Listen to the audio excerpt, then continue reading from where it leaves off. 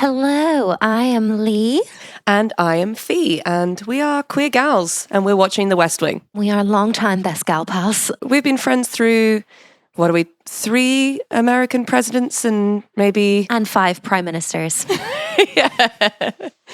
We are a little bit terrified about American politics at the moment, and we were hoping to find some emotional solace in the 90s masculinity and American propaganda that is Aaron Sorkin's The West Wing. The seminal classic. Loads of people who are not American and were not educated in America are rightfully a little concerned about the big event coming up in November, the massive election. And obviously, it's very difficult to kind of get a grasp on what's going on. It's even more terrifying if you don't have an understanding of how it all actually works in American politics. So we thought, to save you from having to be embarrassed about asking any stupid questions to your very politically engaged lefty-leaning friends, that we would explain American politics to you, or I would explain American politics to my gal pal Fiona by rewatching The West Wing. And I would be the one to ask all the stupid questions so I can save you the embarrassment. Yeah. Leigh is my go-to American expert, and that is because she holds a really high standard of education, which is an American high school diploma. Correct, from some incredible American history teachers. Yes. Yes. Hello, Mr. McQueen. Hello, Mr. Mikulich. Thank you. You've taught me everything I know. It's been a while. And also, one of the other reasons why Leigh is an excellent political commentator is her unhealthy obsession with Rachel Maddow. Every time that she throws in to her political commentary, like, as an aging childless lesbian, I'm just like, oh, my little heart going pity patter.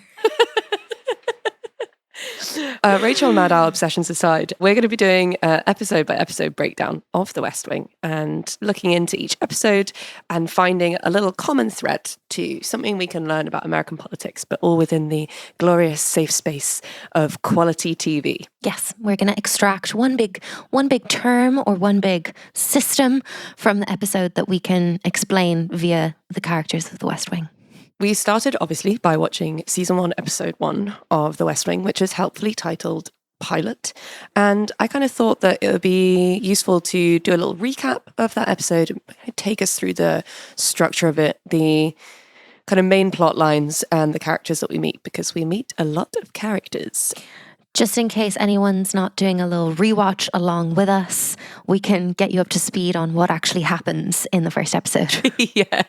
And it might cause you to want to go back and just see the glory of it yourselves. But I have a lot of questions that I want to dive into. Most of them are very, very stupid. So, Leigh, I'm going to defer to you as we go through on stuff that I just don't understand. But hopefully then you can teach me a few things. Yes, then in the second half of the episode, we'll dive into what is the executive branch and what have we just watched? That might be quite a big question for you to answer for me. Should we get into season 1, episode 1 of The West Wing? Absolutely. I'm not going to lie, I did have to watch this about 3 times because, one, everyone was talking so fast and I had no idea what anyone's job was or any of their names. But I'm going to go ahead and I'm going to try and run us through what I believe to be the plot. And throw in any stupid questions that might come to mind along the way. Oh, I absolutely will. So first of all, the thing I want to come to is the moment of the opening credits. And I almost felt like a sense of relief when I saw the White House with the sort of semi-opaque American flag fluttering in the wind overlaid.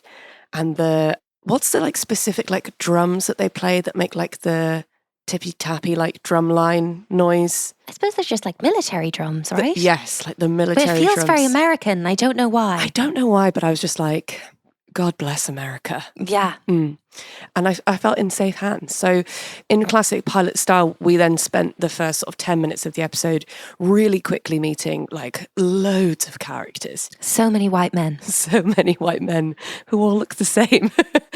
How did we do this for so many years? So first of all, we met Rob Lowe, aka Chris Traeger from Parks and Rec, which I did not know. I did not know that he was in this. So immediately I'm already sold. But he's just sort of his character's having like sexy cocktails and talking sort of like fast and sexy politics with another dude. But I did find out on my second viewing that his character is called Sam. And Sam locks eyes with a beautiful woman across the bar. And obviously she's wearing a sort of silky dress. And my knowledge from 90s TV body language means that they're going to have sex at some point. Absolutely. That's what that moment was. But obviously there's no time to meet her or learn her name. We're just immediately cutting away to a new character, which is sort of an older, very powerful man sort of striding around his American McMansion, which has the very specific like 90s chairs are like really weird, like ornate wood with like silky floral cushions. I miss that like Laura Ashley aesthetic of it all. Yeah. It's just like, you know that his wife has decorated that entire house and he's had nothing to do with it. Absolutely nothing. And like those seats are for best. Like that's like the best sitting room, you know? But anyway, we're with him. His wife and his assistant are there, obviously. And who's on the phone? POTUS. Yes, POTUS and FLOTUS. Oh, what's FLOTUS? First Lady of the United States. That's such an unfortunate acronym. Who I believe is played in this series by Stockard Channing. Stunning. Okay, can't wait. I can't wait to meet her. Well, POTUS rings the phone. The landline, Leigh. The home phone. The corded phone, it really takes me back. I would like to state that I was extremely young and I only barely remember them, but yes. No, we had a corded landline that was like in the hallway of our house, and when it rang, like just the closest person had to answer it. And like I can't believe that I ever had the courage to just answer a phone call where I wouldn't know who it was. Just blindly. I mean, what did we do before we could screen phone calls as millennials? Anyway, so POTUS is on the phone and the drumline, military drum music comes back in, which indicates to me that shit has gone down. Correct. But no time to find out what, because we're immediately going to the gym with Alice and Janney. The Queen has arrived. Many a dream of mine has started in the gym with Alice and Janney. But yeah, so Alice and Janney obviously immediately falls off a treadmill whilst trying to chat up a man, because it is funny when women emotionally put themselves out there, and it's also funny when women fall down. Yes, especially when it's the only non-executive assistant female in the entire series. She's no one's wife, she's no one's assistant, so therefore she must fall.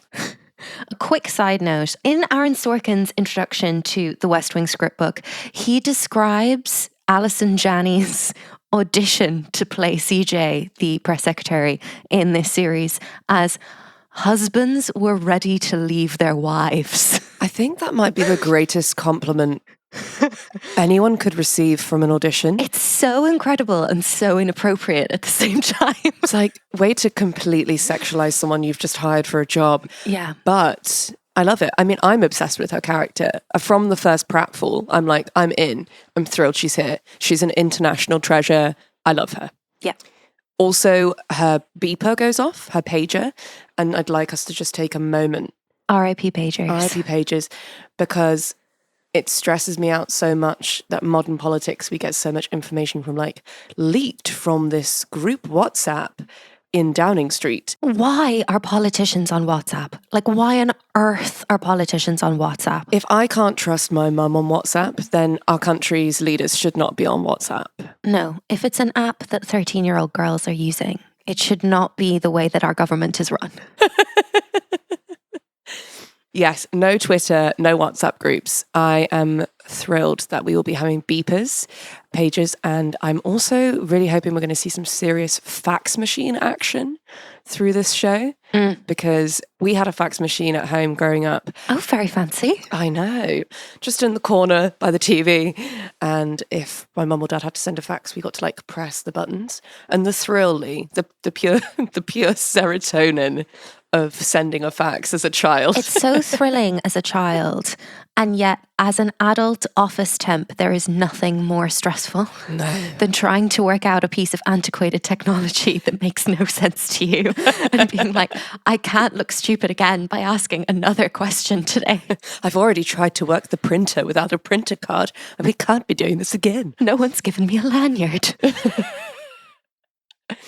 So we move on from Alison Janney's pratfall to meeting yet another character, another man, but this time he is a man asleep at his desk, sort of like dishevelled, like crumpled shirt, slightly like a loosened tie, and there's like junk food and empty crisp packets around him.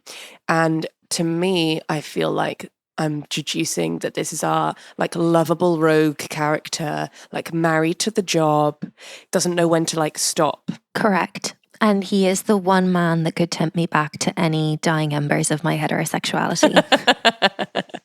What is it about the dishevelled look? There's just something about the receding hairline and the lean that just really, the lean with the rolled up shirt sleeves that just really does something for me. Yeah, and I think also the banter with his executive assistant, Donna, yes. yeah, is sensational. Or as he refers to her at one point, Donatella. Again, like, I want to know more about Donatella. Like, what's Donatella's story? Because we just casually moved past him full naming her, which I think is very flirty. I hope to see more from Donna as the season progresses. The next character up on our roster is just Rude Man on Plane, where this guy's just on the plane working. The flight attendant comes over and very calmly and simply asks him to not be on his laptop or take phone calls. And he's like, honey, I know more than you. And your rules don't apply to me. You think I could take down this plane with something I bought at Radio Shack? Like, the audacity is unbelievable. But again, I kind of love it. He then absolutely devastates this flight attendant with the line, also, I never got my peanuts. It really tickles me, that line. Which is really, So he's really twisting the knife in her. Like, she's already had a tough shift with him. It's so petty and I love it so much. And it just establishes that Toby Ziegler is a petty man and I just live for it. I think that's why I'm immediately drawn to him, because I kind of love people who just decide that that's the hill they're going to die on. And I think he's being funny with the peanut comment, but I do also feel that deep down he did want the peanuts and it's important to him. It's like actually ruined his day. Oh, sweet Toby. So we find out that the information from the president is that he has been in a bicycle accident. Now, initially I was thrown by this because I kind of was like, that doesn't feel like a very big deal in comparison to like the news of the day, which is the former president is going into like the first criminal trial. Trials, many trials. For the first time in history, it will be a former president in a criminal trial. Yeah. So falling off of a bike feels like a much lower stake. However, do we all recall that time that Biden tripped? They got so much mileage.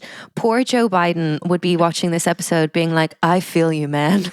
Also because Joe Biden's skeleton is essentially made of chalk at this point. Like, yeah, if he'd fallen off a bike, then I think that would actually be like international news. They would not let it go for months and months. He'd probably be in a full body cast. And he'd be like, but I passed all these bills, guys. Yes. So when we find out that POTUS has been in a bicycle accident, we are back with Rob Lowe, aka Sam, and confirmation that he did indeed take home the sexy silky dress lady from the bar, and they did indeed bang. She's also like smoking a joint. Which I was not expecting. No, like post-coital smoking a joint, which I feel is like quite like badass. It's the 90s and like I'm not playing by the rules. But she's smoking it out of this like incredibly strange like little like cigarette holder thing. It's like they're trying to make it chic and it's like she's smoking a joint, hun, just let her be a bit messy. Yeah, do you know what I mean? Exactly that. And I resent that they're trying to make her look like cool, like giving her an ashtray in this little hole. Just let her just tap it out into a mug like the rest of us humans. But yes, Sam is too busy and too important to stay and enjoy the kind of post-coital benefits from his lady lover, whose name we still do not know. Laurie? Does he say Laurie at one point? Oh, could be Laurie. But anyway, we've had very little from her, apart from the fact that she's just like stoned. But also, she doesn't seem stoned. I would like to hazard a guess that that actor had never, in fact, been stoned in their life. No. No. No, she was too busy being House's ex-wife. That's what she's from. Mm. Should we enter the White House? Yes. Excellent. So, understandably, as we enter the White House, we also have like a swelling musical cue. Just a moment for the score. Like, wow. It's really good. And I just felt like in the 90s and noughties, TV scores just weren't afraid to kind of tell you when to emote. Yeah. They really led you somewhere. They really invite a good sob. Exactly. And I don't get that level of catharsis that I'm looking for often these days. No, also like, it's all quite camp. It is. I think that's why I like it. Yeah. I also feel like in safe hands. Yeah. As you know, having kind of coached me through the experience, I did spend last summer watching the entirety of ER again. And it's probably because it's got this sort of John Wells is also a producer on ER as he is on The West Wing. I just immediately feel in safe hands when people are walking down corridors and talking. Everyone in this room is capable. Yeah. Seamless tracking shots. Like we're following a character. They're like having these quick interactions with other characters, being handed bits of important paper. I think that's my favorite type of TV. Unfortunately, I understood nothing anyone said because they were talking so fast. And then from that tracking shot, we found out that the bicycle accident was the president, in fact, cycling his bike into a tree. And I believe that to be very funny. Yeah. Genius slapstick comedy once again from Aaron Sorkin. I'm really upset that we didn't see Martin Sheen directing a bicycle into a cypress tree. I just would love to see that so much. It feels like the main plot throughout the show, this episode, is there are some Cubans who are trying to escape Cuba and seeking asylum in the States. Yes. And they are coming over in sort of improvised boats, fishing boats and dinghies. And some might say still a very current issue. But Leo, who is our kind of elder boss man, Yes, who's striding around, I'm not sure what his job is. He seems to be in charge of everyone else. we will come to this. Okay. He gets to sort of shit talk the president, which I love. He calls the president a geek at one point to sexy leaning man Josh. And he also says like, oh, Josh, the president's pissed. Yeah. So I kind of enjoy his tone, and his tone is, it's giving me almost like a kind of less sweary Malcolm Tucker from The Thick of It vibe. Interesting. Sort of like a bit done, a bit like, do I have to do everything myself type energy. We love a put upon man. We do. But I don't think he's like spin. I think he's like boss man. But I don't know what that job is called. We'll get there. What we do learn from entering the White House is just that everyone's assistant is a woman. So many, just a justice and just pour one out for the executive assistants. Because as someone who has unsuccessfully temped in that job, it's really hard.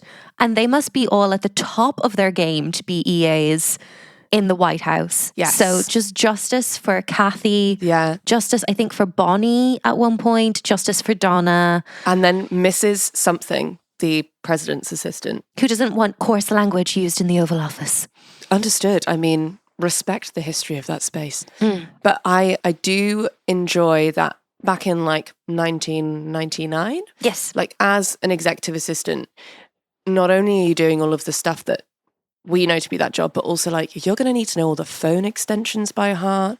You're going to be like sending faxes. You're also the sheer volume of printing and filing. Now the filing I would enjoy. The 90s filing I would really, it would take me to a happy place. Get your dividers out, your highlighters. Yeah. Some sticky tabs. We meet Alice and Jenny again. Obviously, she's wearing a stunning grey trouser suit. And she is the press liaison. We will also get there. Because she does a press conference. That press conference, FYI, that scene is art. And I will hear nothing against it. Just how she delivers the president cycling into a large cypress tree. It's so hot. It's like, I would trust her with anything. I would leave my husband for her. I also really enjoy all the roundtable scenes. There's like a few of them in this episode where all of our key characters are sat around. Everyone's talking very quickly and drinking coffee and being like, but what are we going to do about Florida? And I think that's going to be like quite like a cornerstone image that we'll see in each episode. There'll be like different meeting rooms.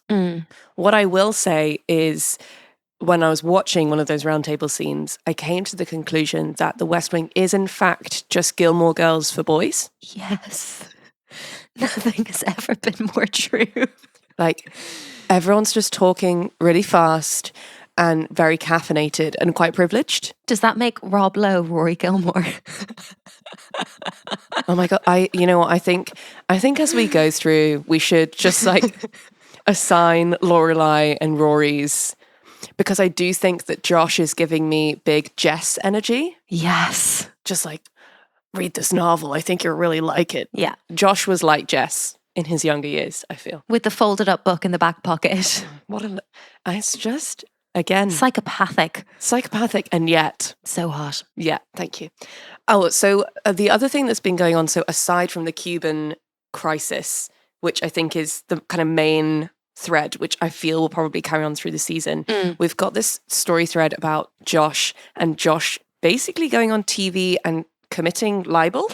Against God, which 100% is a fireable offence. Yes. He essentially went on Fox News and accused God of tax fraud. But I do think that the kind of continual isn't he going to get fired storyline does bring, again, more interaction with Donna. And I kind of feel like there's a little bit of a kind of will they, won't they vibe. I don't know. The Ross and Rachel, perhaps. Yeah, I wouldn't hate it. No. For Donatella. No. Yes. I've written, plain man is called Toby. I think he might work in PR. Excellent. Yes, we will come to this. Thank you. And there is a stunning two-hander scene between Toby and Josh, which I just wanted to mention because I loved watching a scene that wasn't about like women or like them feeling injustice, but just two men really passionately talking about public relations and policy. And it's like supported by this emotional moment in the score. You just know those two men love each other so much. Mm-hmm. Oh, and we get the little sprinkling in at the end from Toby that Josh's ex-flame is back in town. Mandy. And I'm thinking Mandy's going to be a little spanner in the works. She is also in politics. So I feel like there'll be like a butting of heads around the kind of power dynamic between a very politically powerful couple, you know? Yeah. Exes. Hot exes. Cut to Mandy in her car, driving terribly on the phone, wearing what I can only describe as a stunning beret. Okay, I have a confession to make. When we were watching this episode, preparing for this, I thought, oh, we're having like a fun Chelsea Clinton moment. I thought this was going to be the president's daughter. And like, this shows how much I remember of, just for context, I watched this series last with my Republican boyfriend. As Fi famously once said, he left the relationship a Democrat and I left the relationship a lesbian, which is all you need to know about that experience of watching The West Wing. But I did not remember Mandy and definitely thought she was going to be like the angsty daughter of the president. But no, she's like a political advisor. Who's just a wildly irresponsible driver. I mean, like stunningly bad, like she literally gets pulled over by the police and then refuses to hang up her phone call to talk to a police officer, which I did not enjoy. And we kind of learn through the arrival of Mandy that she is working for sort of a rival to Martin Sheen's president, who is called Lloyd Russell. Yes. And she not only has no respect for the police, but she's also Chad Michael Murray's mum from One Tree Hill. From One Tree Hill, yeah, but with a pixie cut, which is very confusing. Yeah, it's the impact of the Winona Ryder pixie cut is very, very clear here. Really had a chokehold on a lot of women through the 90s, to be honest. Yeah. But yeah, there's a stunningly awkward scene in a diner between her and Josh. It's very uncomfortable. First of all, like two co-eds come over to Josh and are like, can we have your autograph? Which is the lamest thing I've ever seen. Like, imagine us at uni, like, seeing David Miliband in a Costa and like... Don't be overly kind to us at 20. If we'd seen like Carol Churchill or some like famous theatre director, we probably would have been like, oh my God, can I have your autograph? And Carol Churchill would have been like, get away from me. But like theatre-wise, movie-wise, TV-wise, I understand people fangirling. Maybe it's because I'm from the UK. I have never fangirled over a politician or anyone that works in politics. That's really fair. I think it's just because when you're from the UK, being a politician or working in politics is like diametrically opposed to being sexy. Which is a real crying shame. I think people would be more politically engaged if there were some fit people in the Houses of Parliament. Yep. I said it. I'm just saying what we're all thinking, Leigh. We all had hope for Keir Starmer, but he is just becoming more and more embarrassing by the day. The sheen really wore off when we both served him in a pub. Yeah. To be honest. Just when he just ordered a really ordinary pint of lager. And I was like, I just kind of thought you were going to be more interesting. Like, order an IPA, man. Like, have some goddamn respect. Anyway. Yes. So, mid-episode 1, we have still not met the president. No. I feel that he's being held back from us like Cher was held back in Mamma Mia 2. Nothing has ever been more apt. Yes. Exactly, yes. At our midpoint, we're worried. Can we save Josh's job?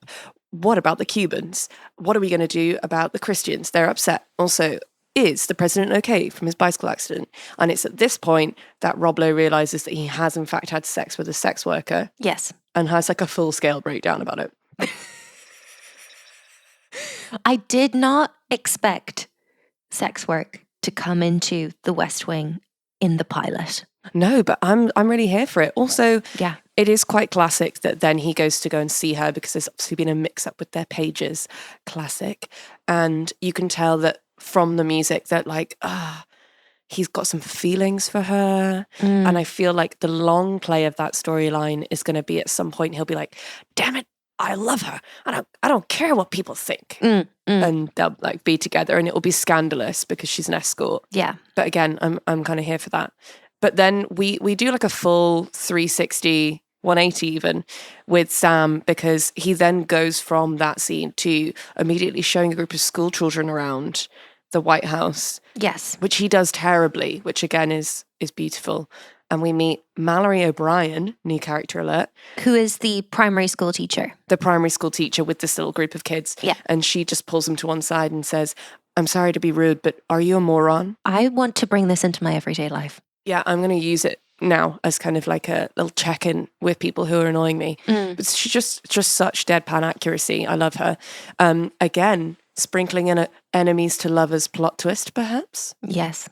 Especially because we find out that she is in fact Leo, Sam's boss's daughter. Yes. And I found out in that scene that Rob Lowe is in fact the White House Deputy Communications Editor. Director. Communications Director. Okay, that makes a lot more sense. I don't know what that means, but I know that that's his job. Cool. We then have another roundtable, but this time with the Christians, which is very intense. Mary, the Christian in question that was offended by Josh, she comes to play. Yeah. Like she's come for blood. And she's like, okay, we're bartering the school prayer, pornography, or condoms. I want condoms out of schools. I want condoms out of schools. You can find pornography on any street corner for $5. Big topics. And so then, many big topics. Just when I'm like enjoying the drama that Mary's bringing, she just comes in with just quite a clear anti-Semitic comment towards Toby and Josh, which again feels like a really big issue to plumb into 5 minutes before the end of the first episode. I really didn't expect us to go there to that kind of level of drama, but we went there, and may I say the actor giving Toby just really gave his everything to that moment, and I really appreciated it. Yeah, it was beautiful. But what was more beautiful was then the arrival of the president. Oh. First of all, he walks in quoting the first commandment from the Bible in like a sports jacket and polo shirt with a crutch, like the crutch that the old guy in Up has. It's giving Aslan. It's giving Aslan, but also that's 100% what people thought Joe Biden would be like as president. Yeah, just like walking in and being like, Well, let me tell you one thing, kid. Exactly. And so Martin Sheen arrives as the president and just sort of like gets a coffee, wanders around the room, schools everyone like a boss, dismisses the Christians. Because they sent his granddaughter. So again, like such detail in a subplot, but his granddaughter had done an interview with a teen magazine where she had discussed how she was pro-choice. She is 12, this character. And then she had been sent a Raggedy Ann doll with a knife in its neck by like a intense Uber Christian group. Yeah. And that is why Martin Sheen had crashed his bike, because he was so angry. I just love the image of Martin Sheen just like furiously cycling a bike. Like not even accidental, just cycling it into a tree. We then all enter the Oval Office and we're having this sort of like little casual chatty moment with all of our key characters. And Martin Sheen just leans up on that desk in his sports jacket, putting on and taking off his glasses, and just absolutely tears all of them to shreds. The music swells. We think about the Cubans as our lasting thought. Yeah. And then he just looks at them and says, "Break's over." And they all go, "Thank you, Mr. President." And then we fade to black as he gets back to work, and the music swells. And you're just like, yeah, America is the land of the free. And the home of the brave.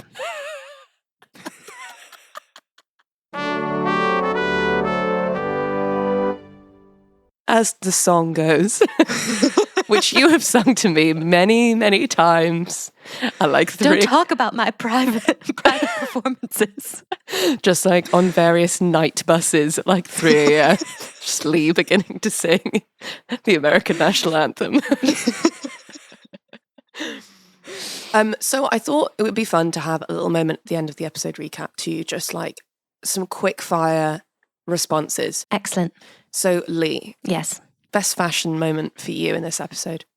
I'm going to have to give it to Alison Janney. Just the blow-dry pantsuit combo was just so stunning. And the fact that she managed to work out that morning and then have that blow-dry is just so impressive. Yeah, I also had the pantsuit for me. I think it's going to be a stayer, really, for probably the entire season. The way that the suit draped when she sat down to chat with the Christians and just like leant back in her chair and crossed her legs. It was everything. Yeah, I would walk into the sea for that woman. Yeah. I would like to have an honourable mention, however, to Martin Sheen's sports jacket. Yes. And obviously Mandy's beret. Beret? Mandy's beret. Okay, quick fire number 2. In your opinion, what could a British or Irish politician just never get away with? I'm going to say the cycling into the tree would just be the end of a British politician's career. Can you imagine? Yeah, there's no coming back from that, I think, in UK politics or in Irish politics. No. Because once you're a joke, there's like you just can't bring it back. I even not even the crashing into the tree, but even just I don't think it would be advisable for any British or Irish politician to get on a bike. I know famously Boris had bikes, but like I'm really glad I never saw him on any of them. No, and there was obviously that time where he went on like a high wire and got stuck. Oh, hateful man. And that was before he became our Prime Minister. My answer to that, and I didn't want to firstly, I just think that a British or Irish politician could just never get away with wearing a sports jacket. No. But maybe I'm pushing it too far, but I think like Martin Sheen as the president is kind of giving me quite an intense like daddy energy. Yes. Which I'm into, to my surprise. But also, she likes an older man. Maybe not that old. But I do feel uncomfortable about any type of sexualization of British politicians, as I've said, because we're very awkward. So I just think the sex appeal that Martin Sheen is getting away with just... Okay, Fee. Sorry. Okay, should we move on? So I was just wondering, with our kind of like big 4 of guns, abortion, free speech and religion, that maybe we could just like episode by episode, just make a note of when that would come up. A race to the finish, if you will, to see which one comes up first. Yes. So we filled our bingo card in the pilot. Oh, absolutely. So in last place is free speech because it took 34 minutes and 33 seconds. Wow. That was brought up by an old Christian man. Of course. Who said, "We hear so much talk of the First Amendment, but not enough of the First Commandment." And that's how I found out that the First Amendment is about free speech and the right to practice your own religion. Yeah. Yeah. That's just kind of do what you want. Yeah. Say what you like. Yeah. In third place was abortion. Yeah. 23 minutes, 48 seconds. Turns out that the president spent 6 months traveling the country discouraging women from having abortions, which I don't know how I feel. I think that was kind of a specific reading that was being given to a specific person and for political aims at that time. I don't know that that's actually what Martin Sheen did. Okay, understood. That makes me feel better. Mm-hmm. Guns came in at 20 minutes and 49 seconds, which was the lads in the office. Of course. And them discussing a 76-year-old grandmother who had defended herself. But not with a semi-automatic rifle. Not with a semi-automatic, just with a regular gun. Yeah. But it was religion that won the jackpot this week, which was 7 minutes. Amazing. For a country with a separation of church and state really quite quickly. Yeah. Yeah. My kind of final question is, we obviously know in the undying words of Shania, man, I feel like a woman. Mm-hmm. But looking at the fact that I feel this is going to be quite a male-heavy show, I felt like every week we could have a man, I feel like a man moment. Yeah. So like what moment was just like beautifully male to you? I think it was when Donna was offering your man, our fave, a clean shirt. And she was like, all the girls say you look hot in this shirt. And he had heretofore been refusing to change. And then the minute that he hears that, we just see his hand appear into the shot and he snatches the shirt. That's exactly what I had to. I was like, I just think that like changing your shirt in your office and like your assistant just providing you with endless dry cleaning is like the most... We love. I mean, also a dry clean shirt, what a treat. Yeah, with a close second for me of Rob Lowe's speech to the primary school teacher where he was like, I'm just a good guy having a bad day. Yes, I loved that. And Leigh, what moment in today's episode made you proudest to be an American? It's such a toss-up for me between, by the way, you'd never brought me my peanuts. So strong. Just for sheer cheek. And the president just like seamlessly leaning against his desk in the Oval Office and going, break time's over. Yeah, I mean, I'm not to get into the Martin Sheen as daddy again. But yes, I also enjoyed that. Amazing. Can you teach me some things, please? Yes. Phenomenal. We're here. We've arrived. So, Fi, checks and balances and the executive branch. What's our level of understanding? I know job-wise, I know the president. Yeah. And then you have someone called the Secretary of State. Yeah. And you have a vice president. Yeah. Very good. And then that's probably about it. Phenomenal. So... I'm so sorry. No, this is why we're here. So just for context, Fi learned that there was a war between the British Empire and America through watching Hamilton, which really is quite damning for the British education system, given that Britain was in fact involved in that war. It was a genuine shock to me. And you turned to me and you were like, who do you think America was gaining independence from? It's also why you never learned about the persecution of the Irish, because the British only taught you about things where they won. Oh, God. Anyway, so there are 3 branches of American government, right? We have the executive branch, the judicial branch, and the legislative branch. Everything that we just watched is all the executive branch. Okay.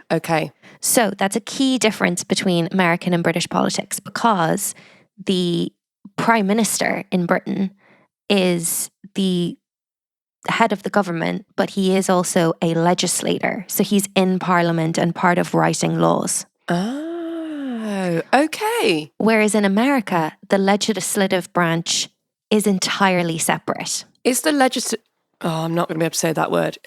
Yeah. Is that branch, is that House of Cards? Yes. Yes. So the legislative branch is the Senate and the House of Representatives. Okay. Which is where present day AOC, Alexandria Ocasio-Cortez, our Lord and Savior, Yes. is in the House of Representatives. So she's a legislator. So she's not in the executive branch. Okay. So the executive branch, what we've been looking at today in this is all just the office of the United States president. Now, none of these roles existed until like very recent history. So when America was initially formed, the presidents just had like a couple of people they paid out of their own pocket to basically be secretaries. Now, the office of the president has Leo McGarry, who is the chief of staff. Okay.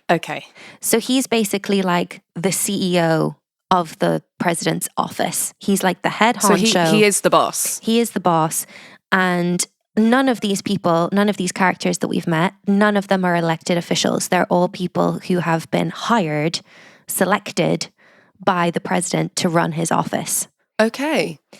So we have Leo McGarry, who is the chief of staff and who is like a personal friend of the president. Hence why he can call him a geek and like say that he's pissed. Exactly. It's like old buddies. And he was like, will you come run my office for me? Like that kind of vibes. Okay.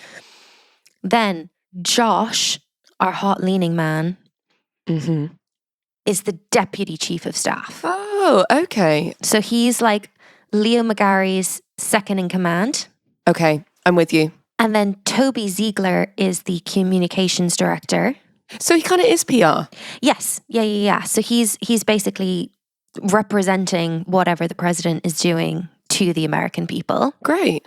And then Sam Seaborn is the deputy communications director. Right. Okay. So together they like write the president's speeches. And that's why like Sam is so concerned about the polls because like that is their job. Okay, this is making so much more sense. Yeah. Because I was like, oh, are they all like the heads of department? But it makes a lot more sense for them to be like one of them is the deputy to the other. Yes. Also from a show writing perspective, that's just a lot easier. Yes. And then CJ, Alison Janney, is the press secretary. So she is like the public face of the administration. And she's the one that, as you said, gives press conferences on everything the president is doing. Lovely. So that means there will be many more press conferences from Alison Janney. Correct, yes. And I think actually quite recently, Alison Janney just like stepped in and like did a real like press secretary briefing. Fee immediately goes to YouTube. Just like as a joke. Which is hilarious. And actually, currently, present day, the press secretary to Joe Biden is the first Black press secretary and the first openly LGBTQ press secretary. Oh, hey. Well, that's great. Which we love. We love. Yeah. So we're in the executive branch. So we've got the legislative branch that writes the laws, right? Which we're not dealing with in the West Wing. We've got the judicial branch that is interpreting the laws, which we're also not really dealing with in the West Wing. And then the executive branch is the branch that like implements the laws. So like the police are under the executive branch. Okay, and like the FBI and stuff. Yeah. Okay. See, it's actually a very satisfying way to structure government. Yeah. Because you can put people who are like actually good at the jobs that they're doing in those jobs rather than being like, who wants education? Yeah, so the president picks his cabinet and the cabinet are not legislators. So they're not senators and they're not representatives. Cool. So yeah, so he literally has like private hires. They have to be approved by Congress, but they're not members of Congress. Okay. See, I don't know what Congress is. So Congress is the Senate and the House of Representatives are like the House of Lords. So Congress is like the collective houses of parliament. Right. So a congressman, okay. So you have Congress people. So all senators are Congress people. Okay. All representatives are Congress people. But some Congress people are senators and some Congress people are representatives. Okay. And you have to be voted in, or sometimes you just like given that position? No. So that's where it's different from the UK. So Okay. obviously in the UK, the Houses of Lords are just Lords. I'm not going to get into my feelings on the Lords, but we move. Whereas in the US, senators and representatives are both elected. Okay. But they're just elected differently. Okay. And for different periods of time. Right. Because it would just be silly for it to be simple. Americans love a complicated rule. Like, it took me years to get to the bottom of American football because the rules are just, baseball, the rules are just always so complicated. But yes, essentially, so senators, there's 2 senators from every state, whereas there's a proportional number of representatives for however big the population of a state is. Okay. I feel like now I understand what the characters' jobs are. I'm interested to see who's had those jobs previously in actual American politics, because it does feel like there's a huge amount of power in that room with those characters. Yeah. But they are kind of able to sort of fly under the radar a bit more than maybe the legislative branch. Yeah, because so these characters that we're dealing with are not necessarily directly responsible to the voters. They're responsible to the voters in the sense of they work for the president who's elected, but they themselves are never going to get voted out of office unless the president fires them. Hence why it was an issue about whether Josh was going to get fired or not in this episode. And why it was such a big deal that he had made beef with the Christians, because obviously he's like one of the voices of the president. Exactly. And because these people are picked by the president themselves, they often have really close and really loyal relationships with the president, which is why so many of the people who held these roles under the Trump administration are also being criminally prosecuted as well as Trump. Right. Okay. Because they're technically being held accountable for the same things. Well, because they implemented a lot of Trump's criminal issues were implemented by people in these roles, like especially the chief of staff. So the question will be in a lot of Trump's trials will be whether it can be proven that Trump actually ordered those people to do those things, or whether they did them of their own accord, or whether Trump was aware that they were doing those things. And in general, do we feel like presidents tend to keep the same staff for the entirety of their term? So Trump definitely had, I think he had like 3 press secretaries. So he had like 3 Allison Janneys, one of whom just gave no press conferences. Cool. And just like gave interviews to Fox News instead. It's so scary. Yeah. But it also feels like satire. Yeah. I think like from a perspective of Aaron Sorkin writing this in 1998 or whatever it was, like it would have been inconceivable. The way that the Trump administration was run would be inconceivable from the perspective of this show. Oh, God. I would love to go out for dinner with Aaron Sorkin and just be like, what are your thoughts? Yeah. Yeah.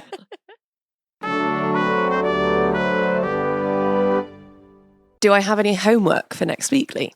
I think we might dive a little bit deeper into what these specific job roles are. So maybe pay attention to more specifically what each of the characters is doing. Okay. In episode 2. I'm going to spend a lot of time watching Allison Janney do press conferences. Yeah. And we'll maybe have a little chat about like some of the most notable holders of each of these roles. Yay. Yeah. Because I feel like there are definitely going to be names that I recognize from history. By history, I mean like very recent history, like the last few presidents, executive staff. Yeah. And it might help people who are trying to follow the American news as well to just be able to be like, when, I don't know, Mark Meadows or something comes up in the news, people can be like, oh, I get what job that is because I know what character it was in The West Wing. So I have a vague idea of what he did or what he did that he shouldn't have been doing. I mean, I think I've learnt most of my key life lessons from television, so I don't feel like I should stop now. I mean, I wasn't educated in Britain. I now live in Britain, and I learned most of what I understand from the thick of it. So terrifyingly accurate, I think, is my takeaway from that. Do you have any predictions, Leigh, for next week's episode? And not too much a prediction, but I really want Leo McGarry's daughter, Mallory, to come back with a few more zingers, the primary school teacher, because I loved her. Yes. I think I'm intrigued. We've not yet met the vice president in this series. We've not met the Kamala Harris of the West Wing. So that'll be interesting. Yeah, I feel like I'm ready to delve into what will be I suppose, the season's main story arc. Yes. I would love some more drama surrounding the polls and kind of voters losing faith in the president. Yes. I'm really excited for more Mandy v. Josh sexual tension. Yeah. Obviously, I mean, I would just love to see more of CJ and her suits. I also just feel like Donna is our voice in this series. She's very much who I feel I would be in the West Wing, just like an EA who's just quietly in love with her boss. Yeah, just some more time with Donna and the rest of the exec assistants, I think. More gossip, really, because that there's gossip going on. And we also have yet to meet Stockard Channing, Flotus, so that'll be very exciting when that comes. When will we meet Flotus? Great. So I have a lot more stupid questions, Leigh. Yes. But I'm going to save them up for next week. If anyone listening does have a stupid question that they're scared to ask at a dinner party with their lefty liberal friends, we would love for you to send those in. The email is in our episode description if you want to send in any of your own stupid questions that you're scared to ask your lefty liberal friends at dinner parties. You can also contact us on Instagram, drop us a message, and our Instagram handle is in the episode description. So, Leigh, until next time. Until next time, God bless America, my second home.